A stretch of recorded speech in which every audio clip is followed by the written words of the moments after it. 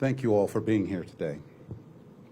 I'm UNLV President Keith Whitfield, and we're here today to honor and to remember Patricia Navarro Velez, Dr. Jerry Chang, and Dr. Naoko Takemaru. These are three UNLV faculty members who were taken from us well before their time. And your thoughts continue to be with the fourth victim who is seriously injured, and we pray for their recovery. Before we begin, I want to recognize some of the people who we have here today to support the UNLV community. They include our Governor, Joe Lombardo. Thank you, Governor, for being here. We know how very, very busy your schedule is, and it means so much for you to be here today with us. We're grateful for your support and for your leadership. Nevada Board of Regent members, Chair Byron Brooks, Amy Carvalho, Laura Perkins, Stephanie Goodman, Shelley Cruz Crawford, Patrick Boylan, and Heather Brown. We also have the Nevada System of Higher Education Chancellor, Patricia Charlton, and members of the Nevada State Legislature. We also have members of the Clark County Commission, including Chair Jim Gibson and Commissioner Tick Siggerbloom. In addition, we have Las Vegas Mayor Carolyn Goodman. Joining us today is also Councilman Cedric Creer. I want to thank University Police Services Director Adam Garcia and the Las Vegas Metropolitan Police Department, particularly Sheriff Kevin McCahill. We also have with us and want to thank for being here former NSHE Regent and Congresswoman Shelley Berkeley.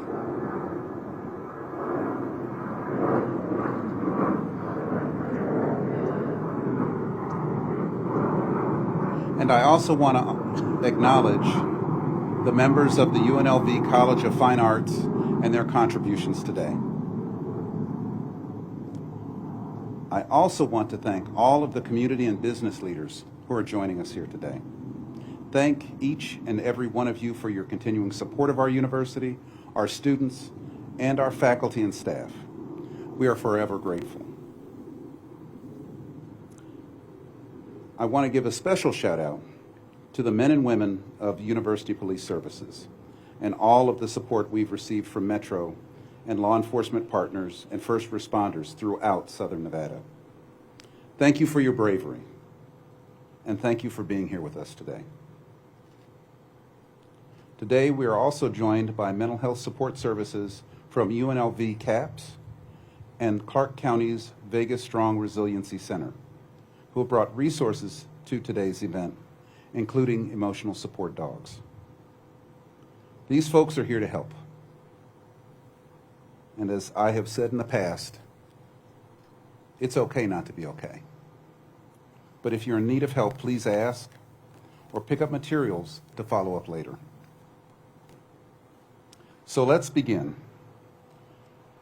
We gather here today to grieve and to honor the lives of three colleagues, friends, mentors who will never be forgotten. We continue to mourn the tragic loss of Lee Business School professors Patricia Navarro Velez, Dr. Jerry Chang, and College of Liberal Arts professor Naoko Takemaru. These three people led remarkable lives, and they've had a very real and a very long-lasting effect on our students.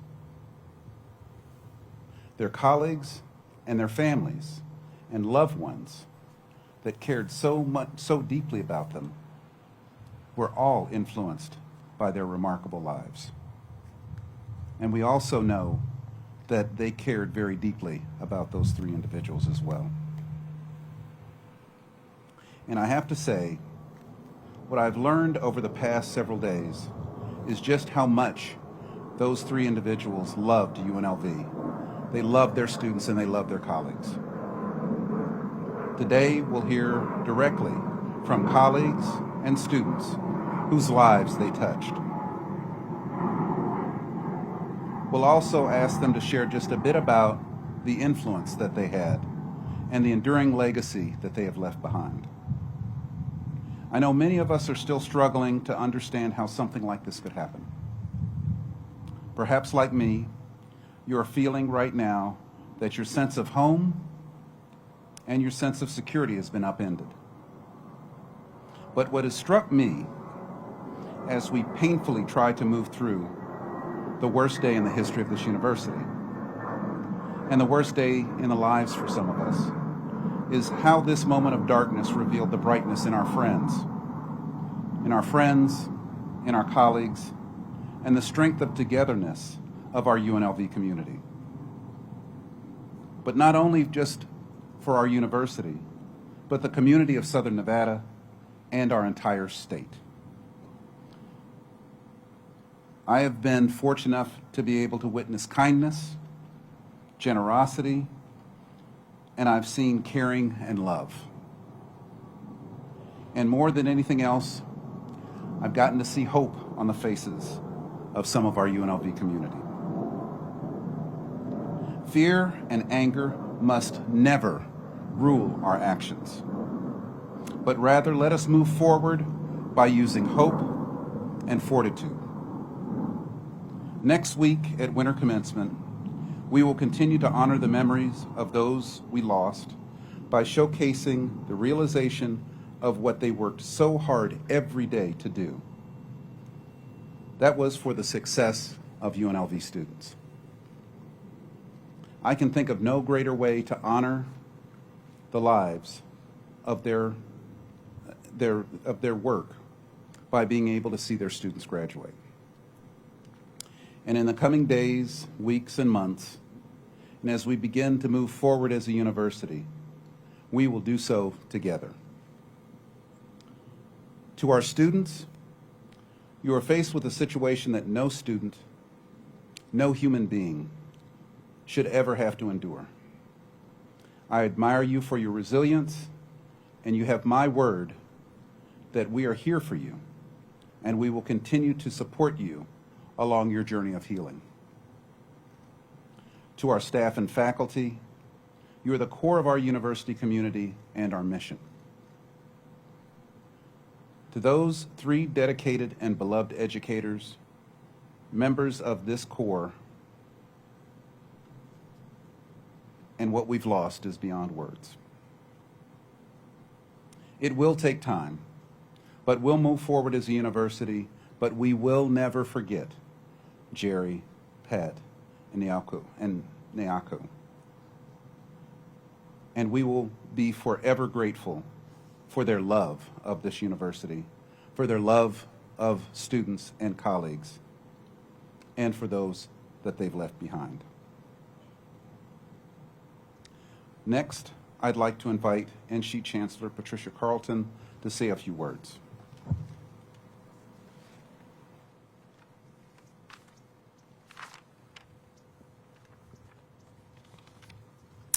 Good afternoon. First, would just like to express my heartfelt appreciation to President Whitfield, his entire team, the faculty and the staff here at the University of Nevada, Las Vegas, and in particular, Director Garcia and the entire University Police Department. There are no words to say thank you for what you have done for the safety of this institution. On behalf of the Board of Regents, the presidents, the faculty, staff, and students of every institution throughout Nevada and the System Office of Nevada System of Higher Education, good afternoon, and please accept our most sincerest condolences for all of you today. As we gather together here, there are just simply no words to express the depth of sympathy and sadness that we feel as we remember Dr. Jerry Chang, Dr. Patricia Navarro Velez, and Dr. Naoko Takemaru. To the family, you have been in our prayers each and every moment since this tragedy occurred. And to the colleagues and the students, there are just no words to express our deepest sympathy to all of you. It is truly not a coincidence that UNLV is located in the center of Las Vegas. It is truly the heart and the soul of our community. I believe that everyone in our valley at some time has experienced UNLV. You've either attended the university, you have a friend or a family member as a student, or you've gone to an event at UNLV, or you've encountered a graduate in every walk of life within our valley. Every single one of us is a rebel in one form or another. UNLV is very much the core and fabric of our community and of our home and of our life. And because of that, today, this is even just more difficult as this tragedy has happened in our very own home. Personally, as a UNLV alumni, and not only my child, but if not all of my family and all of my friends and all of my colleagues attended UNLV in some form. The impact of those that we have lost, Dr. Chang, Dr. Navarro, Velez, and Dr. Takemaru, our loss of them is being felt and is very, very near and dear to us. Personally, I have heard countless stories from students and community members of the tremendous difference that each and every one of them made to their life, and personally, as they move forward in their careers and just in their educational endeavors. Their dedication to students, their commitment to education will forever live on, and it's why we're all here today. Our city, our community, and our system, and our university, we are resilient. But we must carry on their legacy, because they truly are,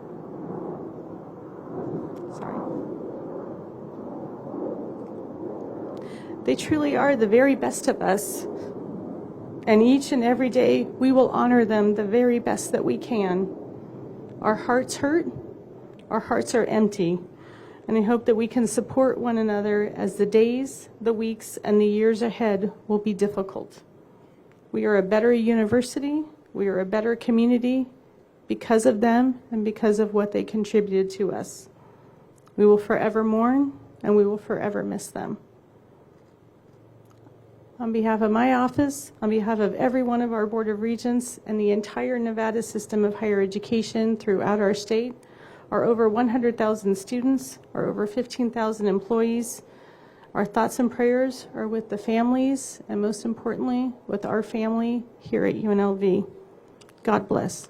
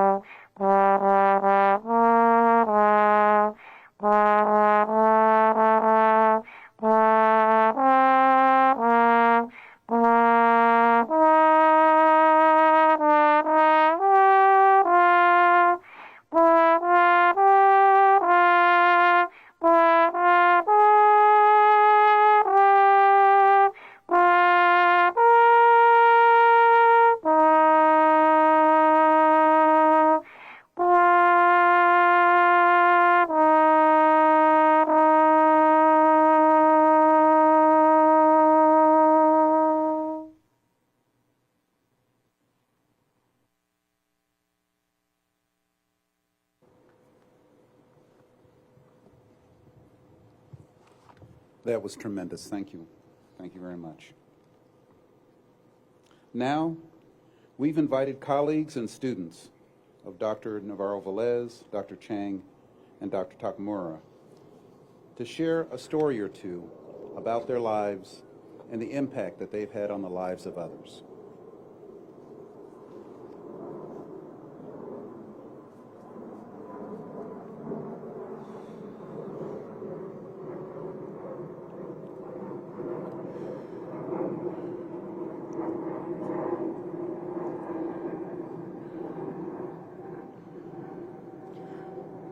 Thank you for the opportunity to honor our beloved friend and colleague.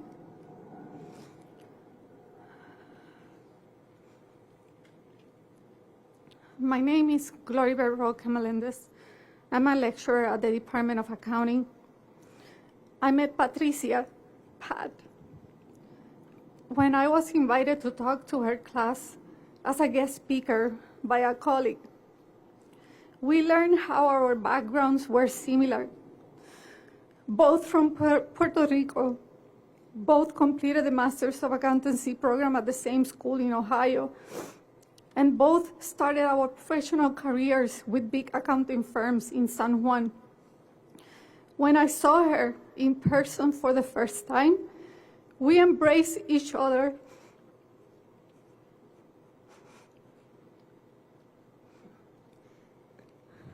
Like we've been friends for years already.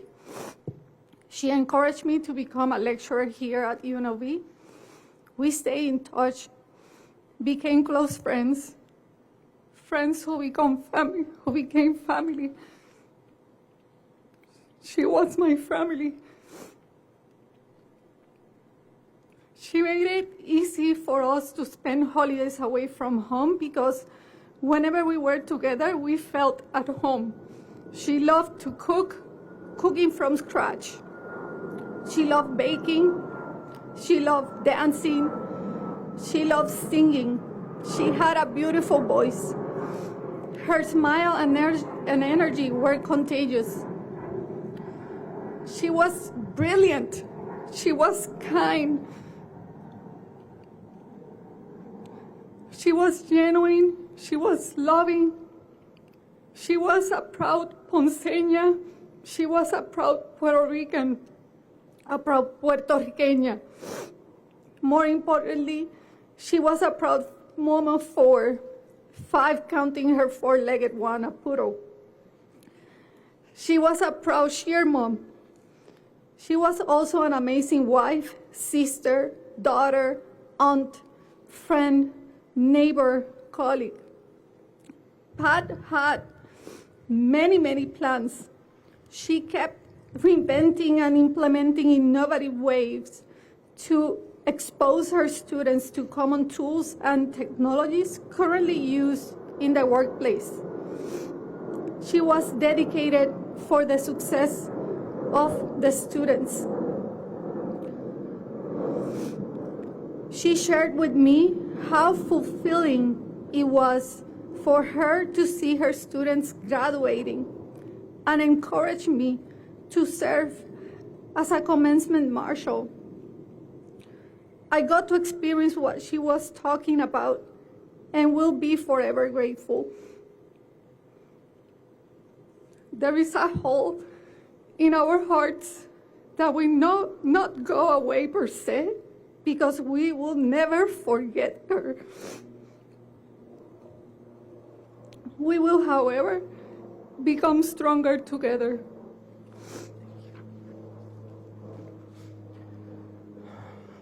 My name is Johnny Trujillo, and I was a student of Dr. Navarro's, studying information systems and accounting here at UNLV. And I was also extremely fond of her and looked up to her. Thank you to all involved for putting this together, and thank you all for showing up, because I know that's half the battle. Dr. Patricia Navarro, CISA, was the academic advisor to our registered student organization, ISACA Student Group, and of course, one of our biggest fans. As an established member of the professional ISACA network and a CISA professional, ISG held a special place in her heart. Over the last few semesters, she was one of the professors who provided counsel to our group. She could never contain the biggest smile at all of our events, sometimes even with her phone out, like a proud aunt. She and I had sat together at the Isaka quarterly meetings, eating and connecting. We would contrast and compare the foods we were brought up with, her Puerto Rican heritage and my Mexican upbringing, and critique the food as we enjoyed it at the meetings. She made it known that she loved hosting and would share her baking accomplishments with us. Isaka student group just celebrated our first anniversary in November. And over the past few semesters, we had tried to present to as many accounting and information systems classes as we could. We were pretty grassroots. But she would be ecstatic with joy when we could make it to her accounting information systems class. We never missed one since we got established, and I'm sure she even recorded a video or two.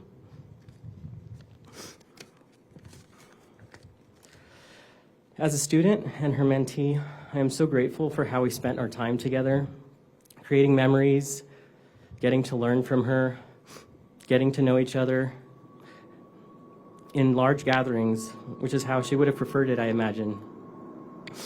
I'll miss her warm, inclusive atmosphere about her. I looked forward to soon calling her my colleague, my peer, my friend when I graduated this year. But we will not waver. Our perseverance is reinforced by her loss. Her legacy will continue in our endeavors as risk, security, and assurance professionals. We will miss you, Dr. Patricia, Pat Navarro. Rest in peace.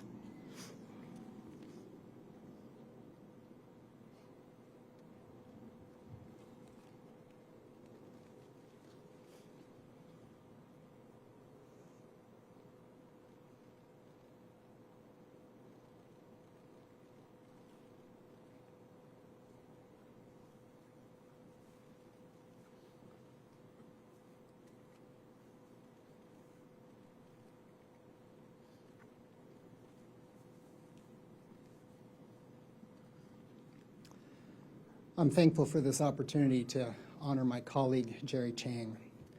I'm Hans Rawhauser. I'm an associate professor in entrepreneurship. I've been in the management, entrepreneurship, and technology department with Jerry for 11 and a half years. We researched and taught about different subjects, so we didn't work side by side. Nevertheless, he influenced me through department meetings, short conversations in the hallway and at our doors, and let me describe how he influenced me and reflect on how he did it. First, he increased his potential for influence through focus. We'd all like to be amazing at everything, but the reality is that excellence requires prolonged focus. He picked what he really cared about and allocated his time and attention accordingly. Second, he allowed these areas of excellence to influence others by sharing in an authentic and real way, free from self-aggrandizement, and let me illustrate. Jerry was an effective researcher and teacher, but he, along with his wife, truly focused attention on their family. He drove his kids daily across the valley to the school that he felt would offer them the best opportunities. He did not just involve his kids in robotics, but he coached their robotics team. He helped them go to international robotics competition as a result. I didn't understand the time commitment that was involved in that until my own kids started to compete in robotics. That focus on family brought rich dividends.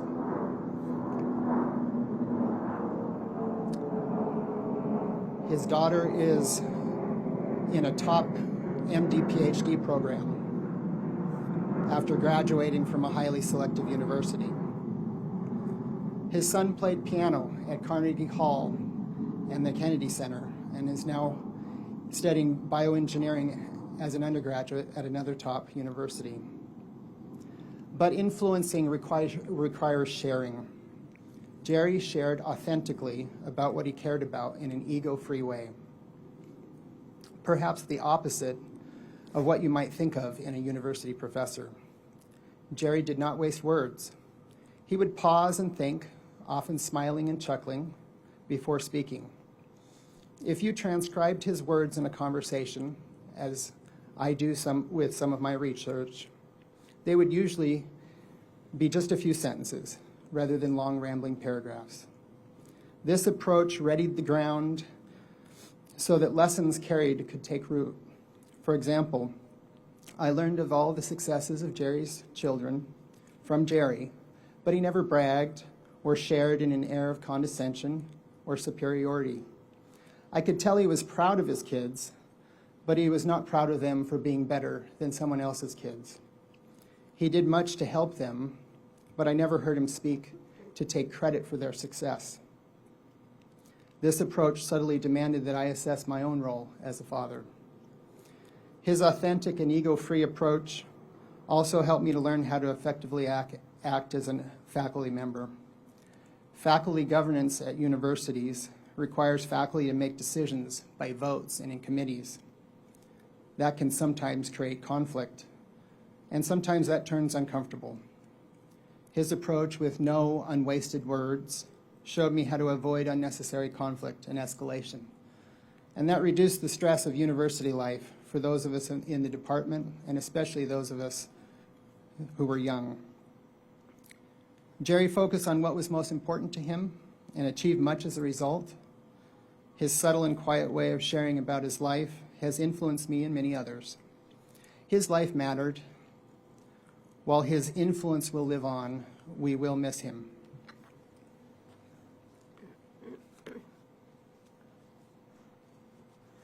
I am Ashley Weckesser, a graduate of the Master of Science Management Information Systems program here at UNLV and a former student of Dr. Jerry Chang's. He was many things to countless UNLV students, and I'm honored to get to share what he meant to me. He left an indelible mark on my heart and in my mind through nurturing my confidence as I started my master's program. As a young woman with a liberal arts background in a business graduate level program, his support was invaluable. As a graduate assistant in his department seeking direction, I knew I could always count on his office door being open and on him being there. He was always there and always willing to help us, whether it was related to our courses, related to raising our children, or making the perfect cup of tea. His endless encouragement and his unwavering patience transcended the classroom, as I'm sure many of you know. His dedication to sparking our curiosity as students and supporting our individual journeys as spouses and parents helped make our transformation from sleep-deprived graduate students to industry professionals possible. I never knew what people meant when they said that someone had kind eyes, and now I know. His infectious smile and his kind eyes will forever be ingrained in my memory, and I am so grateful to have known him. A humble and brilliant man who inspired so much confidence and passion in me and so many other students at UNLV. May he rest in peace.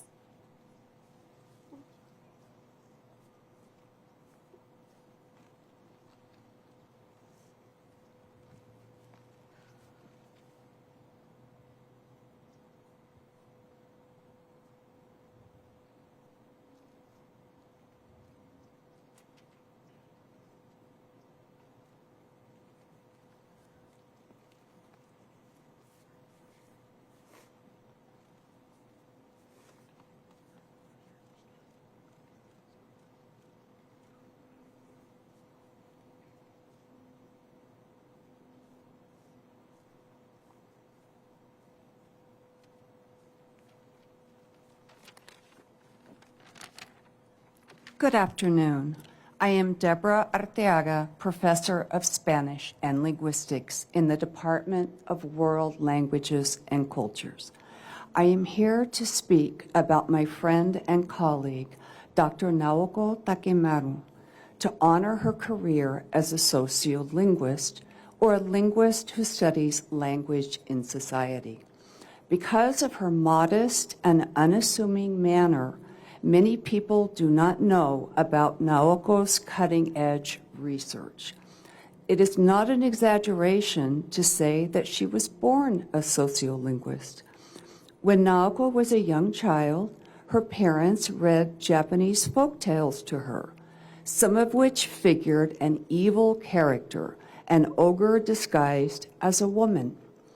Even at such a young age, Naoko questioned why there was no evil ogre disguised as a man in any folktale.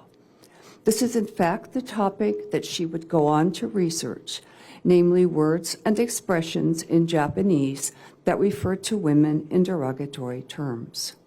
One aspect of Naoko's groundbreaking book, Women in the Language and Society of Japan, The Linguistic Roots of Bias, is the qualitative study of 70 Japanese females ranging in age from 20 to 79, representing seven different professions. In her study, Naoko asked the participants to complete a written questionnaire in which they were to list the Japanese words and expressions that they found the most disparaging to women and to explain why. Naoko's research is unique and important because it presents a wealth of examples that give a voice to Japanese women about gender bias in their language. Over many cups of tea, Naoko and I discussed different fields of linguistics and our own research. Because of Naoko's violent murder, we lost not only one of the best human beings I have ever known, but also a first-rate sociolinguist. Thank you.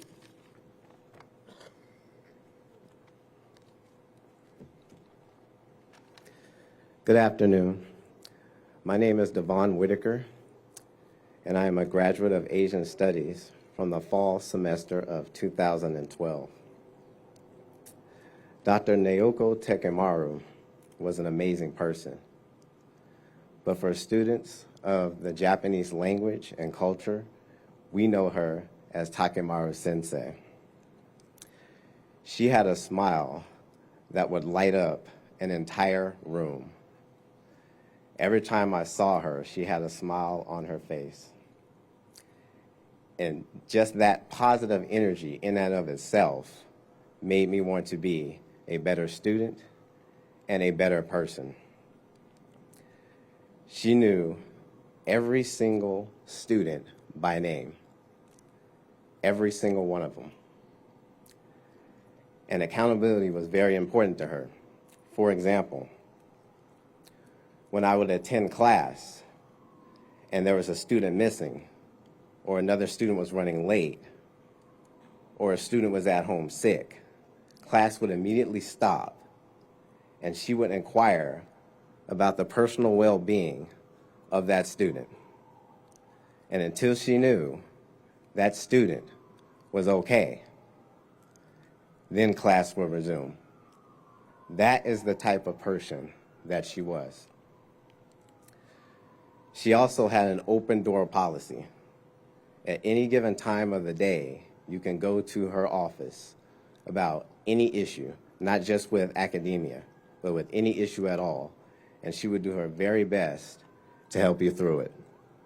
Like she did with me when I lost my nephew in a tragic car crash in 2012. She helped boost my spirits up to the point where I started believing in myself.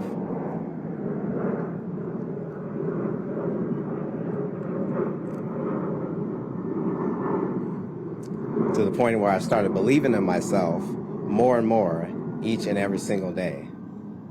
That drive and that passion that she instilled in me is priceless. She taught me to take the T out of the word can't and you have the word can. I was one of the first persons and the first students to purchase her book, which I have right here. And I've been rereading this book, and it is truly fascinating because I can feel her passion and her voice speaking to me right off the page of this book. And it is such an amazing thing to be able to experience something like that. That is the type of person that Takemaru Sensei was. While she may be gone now, she will absolutely never be forgotten because she lives on in each and every single person here today and every one of her students, both past and present. Thank you, and God bless.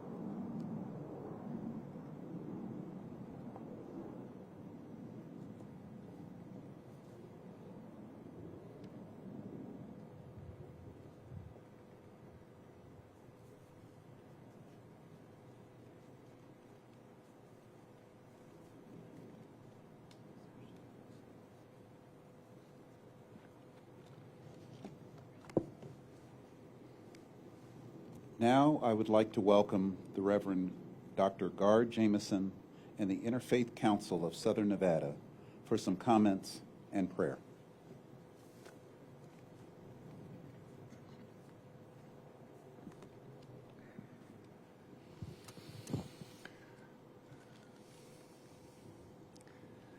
Well, you've just heard 3 accounts of 3 remarkable people. In the Catholic Church, they would call these saints. Takemaru Sensei, Pat,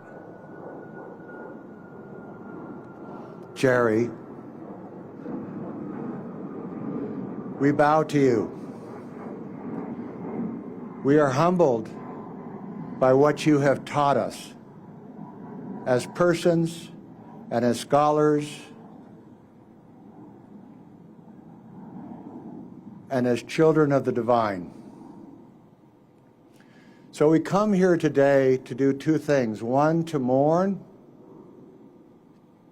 and so to the families and friends of Pat and Jerry and Takemaru Sensei, our deepest, deepest condolence. Nobody knows your loss, but we pray for you. One thing I have learned in my 70 years is that when we mourn, our hearts break. And when our hearts break, they grow. And so in a strange, peculiar way, you've all been given a gift today to allow your heart to grow just a little bit larger and to allow yourself to be affected by the integrity and authenticity of these 3 remarkable individuals. So for that, we give thanks. We've also come here to honor them. So how do we honor 3 remarkable, incredible individuals such as these? I think we honor them by aspiring in our own life to be more than what we are in this moment. To, as Takemaru Sensei did, to smile at every person you meet, to be kinder, to be more patient with every person you meet. And so one of my dear friends, Scarlett Lewis, was the mother of Jesse Lewis. Jesse was shot at Sandy Hook Elementary School. Jesse was 6 years old. When the shooter came into the room, Jesse told his fellow students to spread and run, and he probably saved 11 kids in that classroom as a result of his courage. But as Scarlett shared with me, before Jesse went to school that day, he went to the chalkboard in the kitchen and he wrote 3 words: nourish, healing, love. Nourish, healing, love. And so Scarlett Lewis took those as orders from Jesse, and she started Choose Love, which is a nationwide movement. And what I can say is, when we look to honor these 3 incredible personalities, may we each, in our own way, each day and in each moment, nourish, healing, love, and out of that, manifest a quality of compassion, which recognizes that every one of us in this audience carries trauma, carries difficulty. And so for that, as one good rabbi in Alexandria said, we must be patient and kind with every person we meet. And out of love and compassion comes the possibility of hope. And so what I know these 3 individuals would say to us if they were here right now is that UNLV has a bright and hopeful future. And may we honor them by carrying the flame of hope forward. And I ask my brother and my rabbi, Sandy Axelrod, to share the podium.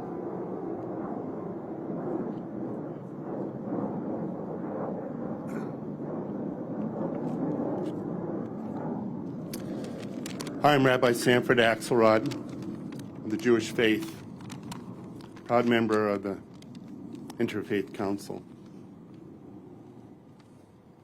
As I look out here, I reflect upon the fact that we gather on sacred ground.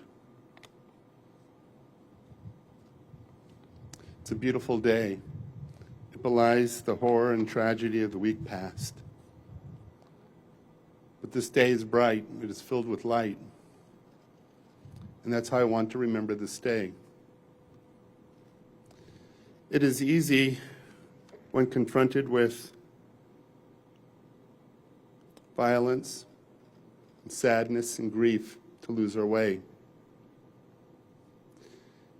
It is easy to lose hope. It is easy to wonder whether we're doing the right thing in life and where is God? But I see God. I see God in all of your eyes, in all of the words that have been said. And as I reflect back upon the people who came to help, who risked their own lives, I felt God's presence. But as easy as it is to lose our way, I carry with me always in this jacket 2 reminders. In one pocket, I carry a stone, and on it is written the word hope. It's to remind me never to lose hope on days like this in which we grieve. It is hope that sustains me. And in my other pocket, I always carry this compass. It's to remind me that when I feel lost, I look to my friends, I look to my faith, and I will always find my way home. So for everyone here, as we gather to mourn and grieve, we also celebrate these lives. Let us give ourselves hope. Let us help each other find our way through this grief, through the guidance of our faith and our love. I share with you this prayer from the Jewish tradition. It is a responsive reading, and it talks about the gentle dance between memory and mourning and missing. That in the days and years that come about, there will be times in which we will remember our loved ones and we will miss them and we will mourn them and we will remember them. This gentle dance goes on until hopefully with the passage of time, what is left is the precious gift of memory. So please, you as the congregation, your refrain is, we remember them. At the rising of the sun and at its going down, we remember them. At the blowing of the wind and in the chill of winter, at the opening of the buds and in the rebirth of spring, we remember them. At the blueness of the skies and in the warmth of summer, at the rustling of the leaves and in the beauty of autumn, we remember them. At the beginning of the year and when it ends, we remember them. For as long as we live, as long as we gather here on sacred ground to learn, to be together, they too will live, for they are now a part of us as we remember them. Thank you.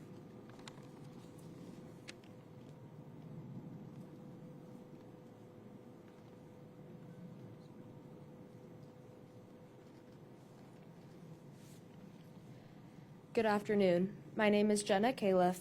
I'm a Muslim and I am a senior at Bishop Gorman High School and president of the St. Francis of Assisi Interfaith Club.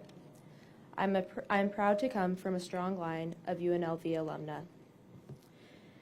I would like to begin this statement by offering my most sincere condolences to the families of Dr. Chang, Dr. Velez, and Dr. Takemaru. I pray that they are all in heaven's highest levels. What has taken place on December 6th is a direct reflection of the atrocities humanity is capable of. Gun violence has proven time and time again to be the ultimate hindrance to our society. In no world should the job of teaching be considered high risk. No spouse, no child, no mother, or any role for that matter should have to worry about whether their loved one is making it home from school. It goes without saying that the three beloved professors will never be forgotten by the city of Las Vegas and are commended for their selfless service to future generations. That being said, I would like to remind everyone of the good that humanity is capable of. As a community, we have the power to turn prayer into actions. Let us find solace in our shared commitment to building bridges of understanding, compassion, and unity. In Islam, the Quran unequivocally condemns the taking of innocent lives. It teaches us that the killing of one person is like killing all of humanity, but the saving of one life is like saving all of humanity. The teachings of Islam, like those of many faiths, implore us to resist hatred and violence and to stand united against the darkness that seeks to divide us. May our prayers and our condolences serve as a testament to our shared humanity, transcending religious boundaries and reinforcing the values that bind us all together.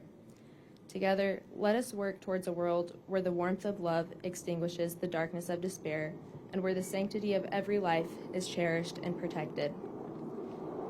May peace be upon those we have lost. May our collective efforts lead to a future where such vigils are no longer necessary. And may we stand together and uplift one another in this time as we are always Vegas strong.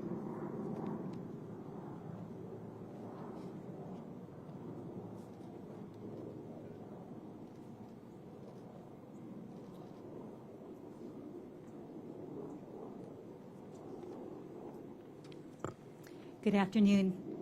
I'm Reverend Catherine Gregg. I'm an Episcopal priest, retired from the Diocese of Nevada. Wednesday, December 6th, was the end of life as it had been known for Dr. Jerry Chang, for Dr. Pat Navarro, for Dr. Naoko Takemaru. Gifts given to us and now gone from our sight. And it's the end of life as it's been known for all of us who knew and loved them, and for all of us who care about them and care about all who suffer from acts of violence. It's an end to the innocence that we can walk onto this campus our campus, without fear. We can no longer believe that it can't happen here.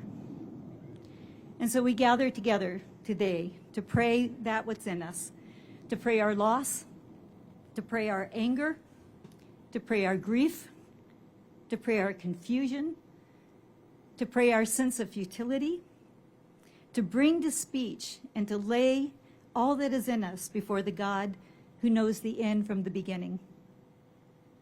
We pray our pain, and we pray our compassion for all whose lives are broken in this tragedy. And I pray that in the deep breaking open of our hearts, we will find in the very depth of our brokenness what death can never destroy: love. The love that's real and substantial, and the very ground and the very source of our being. That love is stronger than death. It is stronger than hate.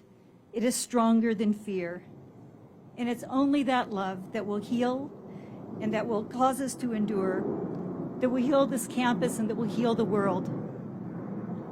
I pray today that the seeds of every single good thing, every single loving thing, every good inspiring thing that Dr. Chang, Dr. Navarro, Dr. Takemaru have taught and done and modeled and cared about, that those seeds would take root in the deepest places of your broken heart, and that they would in time grow and produce the fruit of goodness in you and through you. That the light of these precious friends and colleagues would find a place in you, and that light would cause you to be a light in the darkness. I'd like to close with a prayer from John O'Donohue.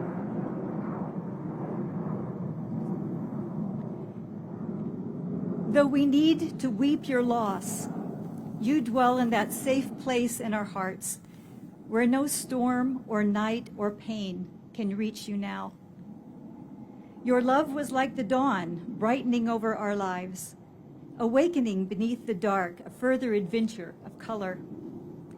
The sound of your voice found for us a new music that brightened everything.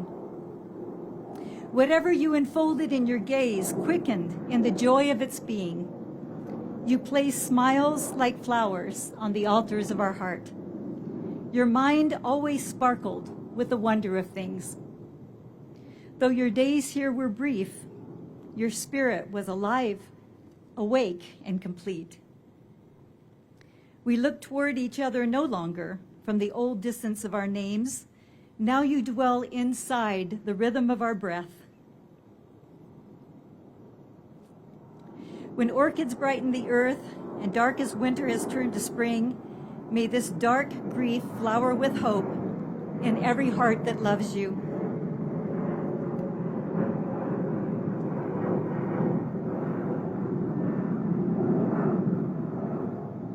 May you continue to inspire us to enter each day with a generous heart, to serve the call of courage and love until we see your beautiful face again in that land where there is no more separation, where all tears will be wiped from our mind, and where we will never lose you again. Amen.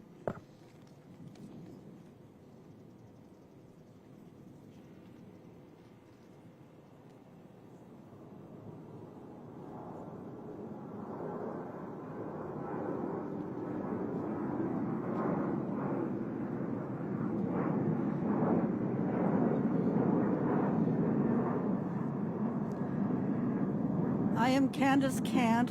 I represent nature-based or earth-based spiritualities. In troubled times, we remember who we are. We are spirit. We are life. We are loving and compassionate people. We are comforted by each other's presence. Though the world is troubled, we walk each day surrounded by love. Though life is uncertain, we celebrate existence. Let us surround ourselves now with healing and compassion. We call upon the East, energy of air and intellect. Bless us with your cleansing breath, dry our tears. Remember, you are air. Be still, focus, decide. We call upon the South, energy of fire and passion. Burn away what we no longer need. Remember that you are fire. Have courage, ignite, transform. We call upon the West, energy of water and emotion. Deepen our compassion. Let love flow through us. Remember that you are water. Cry, flow, cleanse.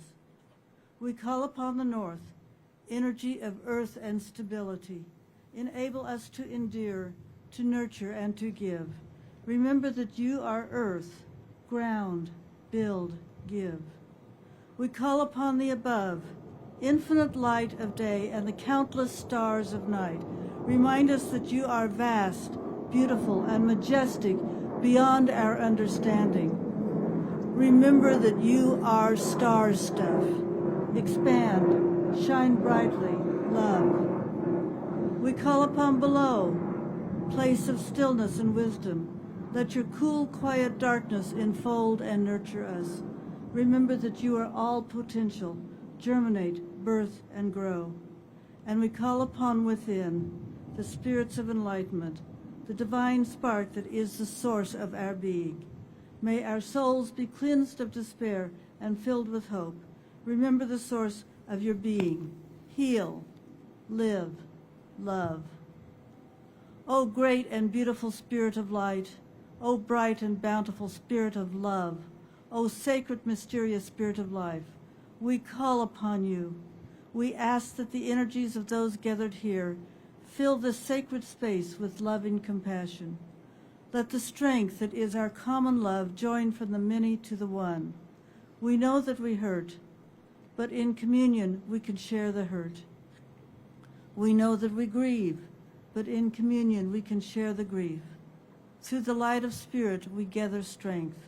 Through the love of Spirit we share our compassion.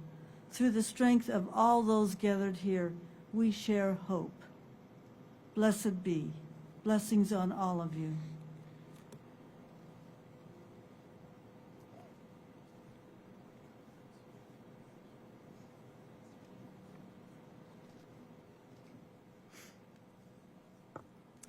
My name is Cantor Jessica Hutchings, and I'm representing Judaism.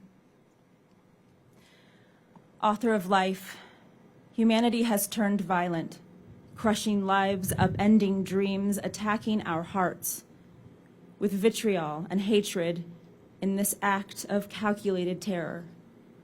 Today, we add UNLV to the list of places where innocent, beautiful people, Dr. Chang, Dr. Navarro, Dr. Takemaru, have been murdered. Source and Creator, grant perfect rest to these beautiful people whose lives were cut short by witless aggression. Remember with love all of you, the survivors of these horrors. May you be sheltered with comfort and consolation, blessing and renewal. May you be granted endurance to survive, strength to rebuild, faith to mourn, courage to heal, and devotion to each other.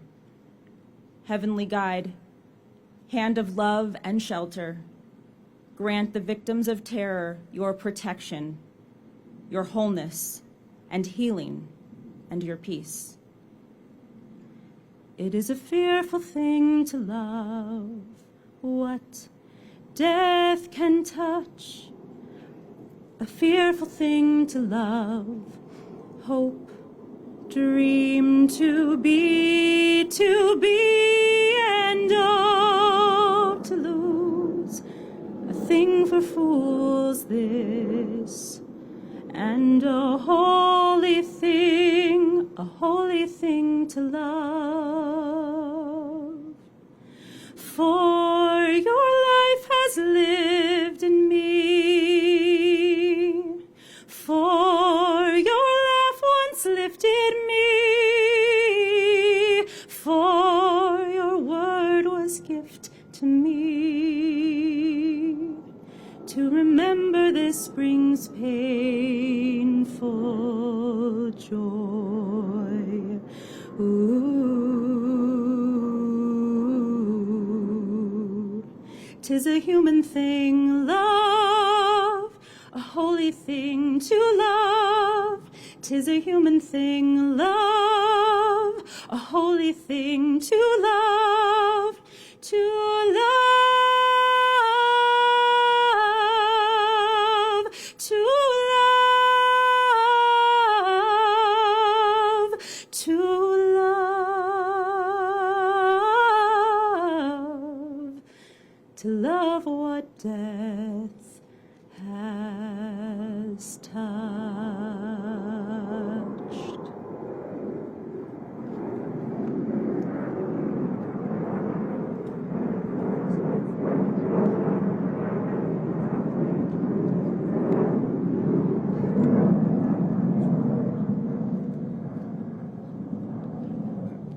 At this time, if you have a candle, please turn the light on and hold it up.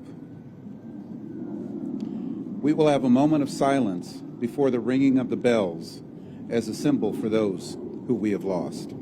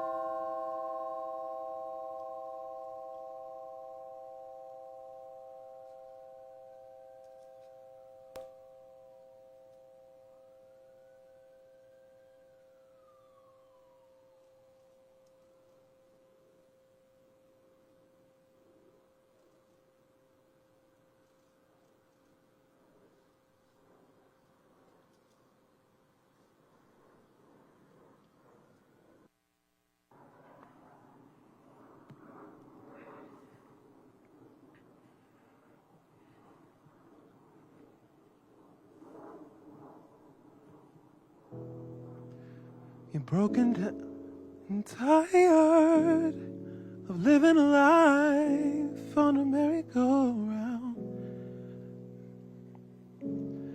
and you can't find the fighter, but I see it in you, so we gon' walk it out.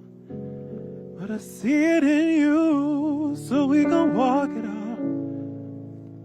I'll rise like the day, I'll rise up, I'll rise unafraid, I'll rise up, and I'll do it 1,000. I like the waves, I'll rise up, and I'll do it 1,000 times again. And I'll rise up, I like the waves, I'll rise up, in spite of the ache, I'll rise up, and I'll do it 1,000 times again. For you.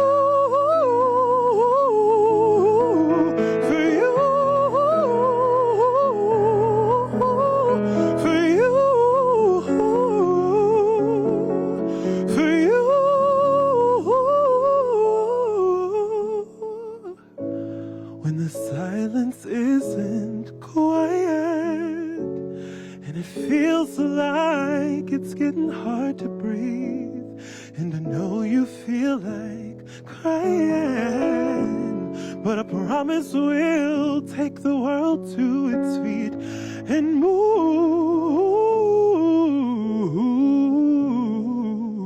mountains, bring it to its feet and move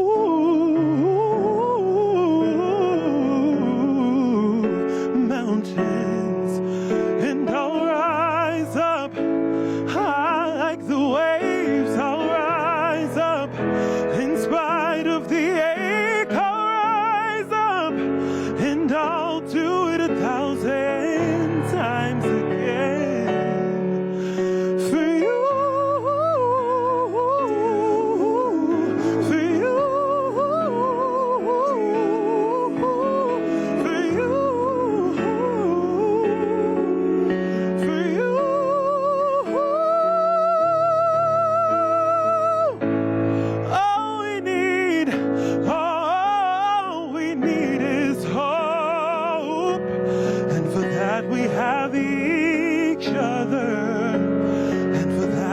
have each other. Yeah, we will rise, we will rise, we will rise. Whoa.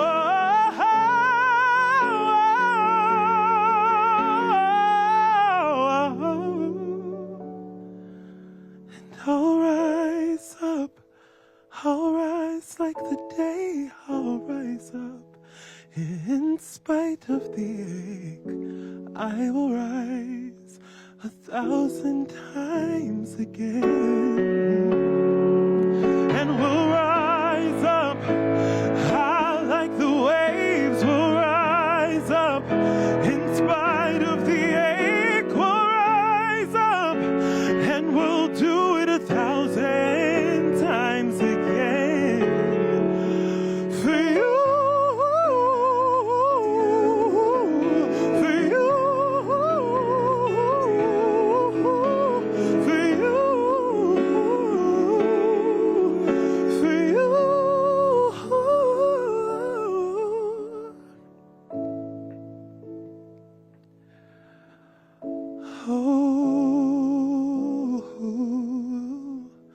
We'll rise.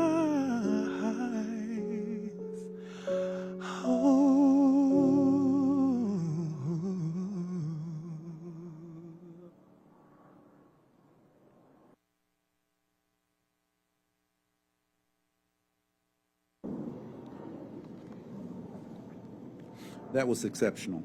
Thank you. So we've gathered this afternoon as a university community to grieve together and to be together. In the worst of moments, we have been there for each other. I believe that in the days, the weeks, and the months to come, we will need to continue to be there for each other. Our university, our community, our people cannot be defined by an unspeakable act of violence that has shaken all of us to our core. I believe, I know that we're going to move forward together as a university and as a community. I've said it since I arrived here, that this is a very special community. And in our hour of darkness, I've seen our community shine bright with love, support, and encouragement for one another. Please, each one of you remember, we are strong, we are resilient, and we are UNLV. Thank you all very much for being here today.